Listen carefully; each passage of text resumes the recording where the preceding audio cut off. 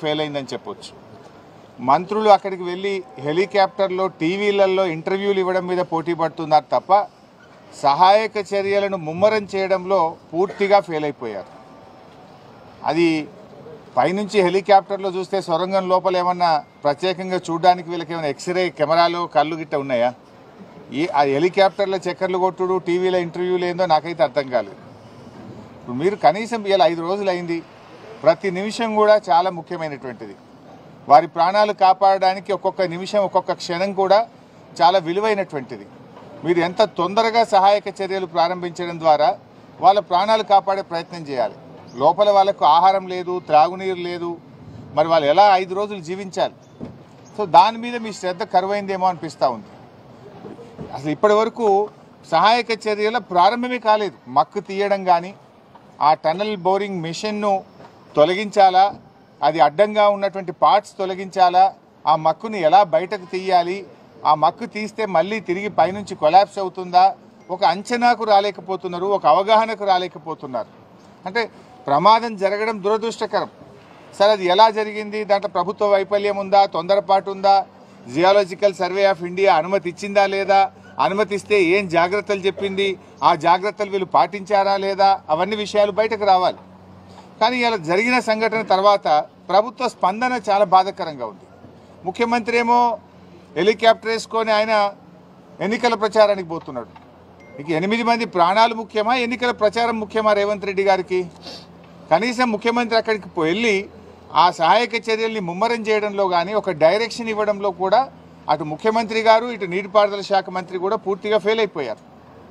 మేము BRS party తరఫున సహాయక చర్యల్లో ఇబ్బంది కలగొద్దు, ప్రభుత్వానికి సహకరించాలి, సంయమనం పాటించాలని చెప్పి గత 4-5 రోజులుగా మేము వెయిట్ చేశాం.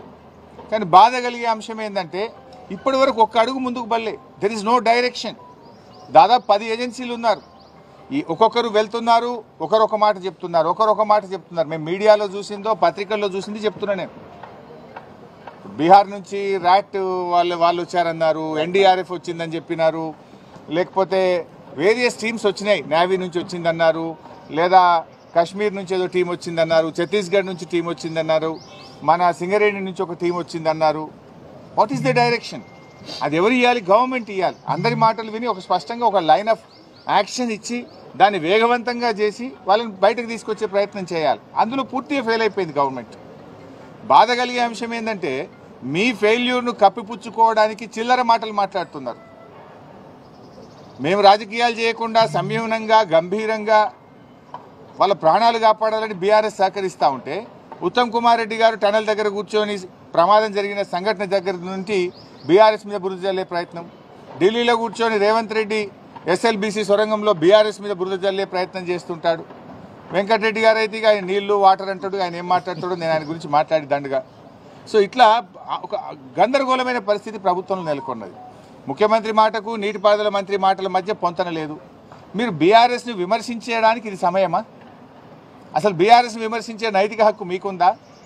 అంటే తమ తప్పును కప్పిపుచ్చుకోవడానికి ఇతరుల మీద నెపన్నెట్టే ప్రయత్నం చేస్తున్నారు. అన్ని విషయాలు నేను అక్కడ డీటెయిల్గా మాట్లాడతాను.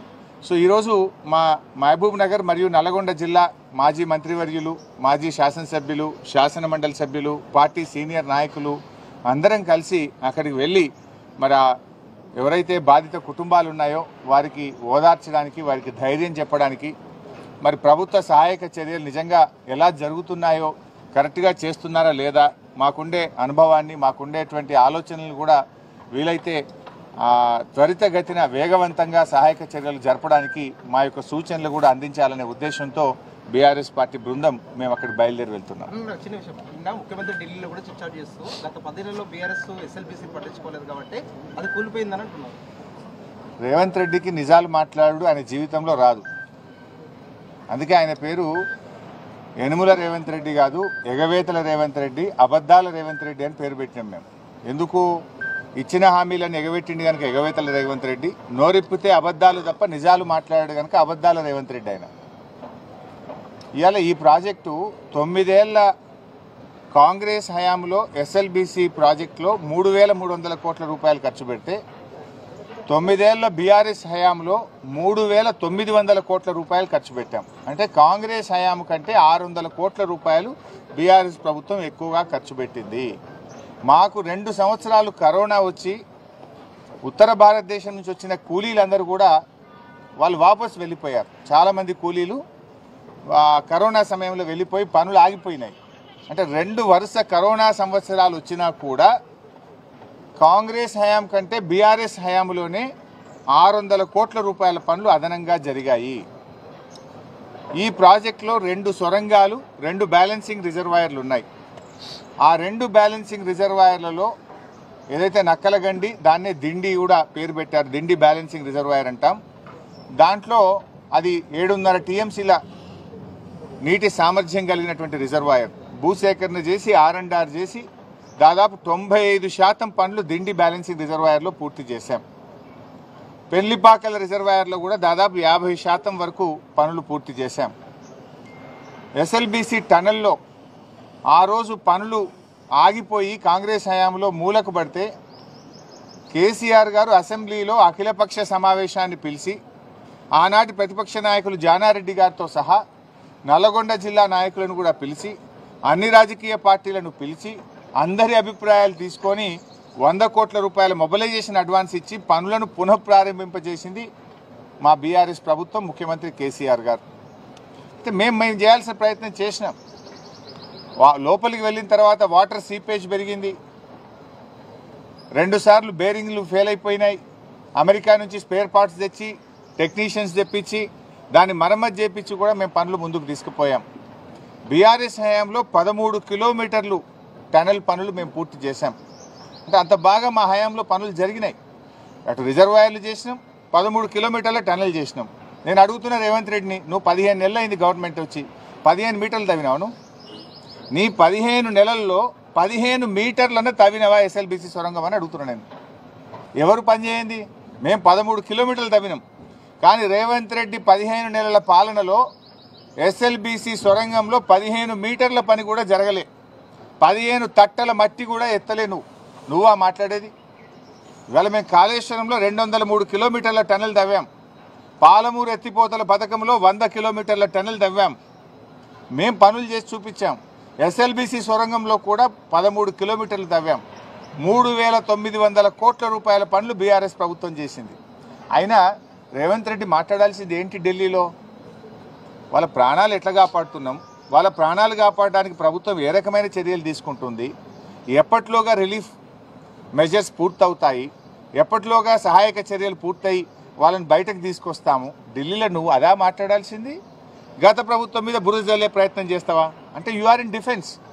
మొన్న కూడా కరీంనగర్ పార్లమెంట్ ఎన్నికలకు పోయి మీ ఓటే విలేయలేదు, మీరు ఎత్తెంత ఏ పోతెంత, మాకు గెలిచినా ఓడినా నా గవర్నమెంట్ పడిపోదు అని ఆడబోయి మాట్లాడొచ్చింది. ఏది ఇక్కడ సొరంగంలో ప్రమాదం జరిగి ఇంత జరుగుతుంటే ఆడబోయి ఆ మాటలు మాట్లాడతాడు. ఢిల్లీలో పోయి ఏం మాట్లాడతాడు? ప్రధానమంత్రిను అక్కడ ఇంకెవరైనా కలిసినాక మేము ఎస్ఎల్బీసీలో ఇంకా టీమ్స్ పంపమన్నాము, ఎక్స్పర్ట్స్ని పంపమన్నాము, తొందరగా పనిచేయడానికి సహకరించమన్నాము, వీళ్ళని కాపాడాలని మాట్లాడతావా? నువ్వు గత ప్రభుత్వం మీద బురద జల్లుతావా? అంటే what it shows? You are in defence. నువ్వు తప్పు చేసినావు, నీ ప్రభుత్వం ఫెయిల్ అయిపోయింది, నీ చేతగానితనం వల్ల, నీ ప్రభుత్వ వైఫల్యం వల్ల ఇవాళ 8 మంది ప్రాణాలు గాల్లో ఉన్న పరిస్థితి ఉన్నది. నీ ప్రభుత్వ వైఫల్యం స్పష్టంగా కనబడుతుంది కనుక దాని నుంచి బయటపడడం కోసం రేవంత్ రెడ్డి గారు గత ప్రభుత్వం మీద బురద జల్లే ప్రయత్నం. పోనీ అందులో నిజాలున్నాయా? గత ప్రభుత్వం ప్రాజెక్టును పట్టించుకోనే లేదట.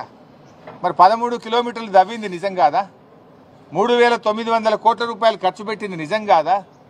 దిండి పెళ్లిపాకల రిజర్వాయర్లు నిర్మాణం జరిగింది నిజం కాదా? దీనికి సమాధానం చెప్పమని రేవంత్ రెడ్డిని.